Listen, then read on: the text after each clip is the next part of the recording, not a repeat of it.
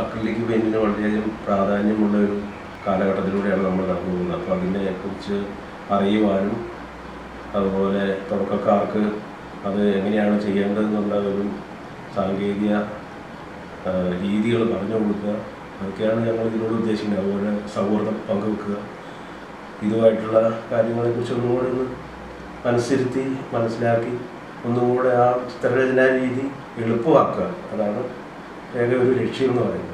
അപ്പോൾ കുറേ കാര്യങ്ങൾ അറിയാത്തവർക്ക് അതെങ്ങനെ ചെയ്യണം, അതെങ്ങനെ അതിൻ്റെ ലൈറ്റ് ആൻഡ് ഷെയ്ഡ്, അക്രിലിക്ക് എങ്ങനെയാണ് ചെയ്യേണ്ടത് എന്നുള്ളൊരു യഥാർത്ഥ ഒരു രീതി പറഞ്ഞു കൊടുക്കുക, അവർക്ക് മനസ്സിലാക്കി അതിനെ എളുപ്പത്തിൽ ചെയ്യാൻ പറ്റുകയെന്ന് അവർക്കത് മനസ്സിലാക്കി എടുക്കുക എന്നുള്ളൊരു രീതി വിവരിച്ചു തരിക, അതൊക്കെയാണ് ഞങ്ങൾ ഇതിന് ഉദ്ദേശിക്കുന്നത്.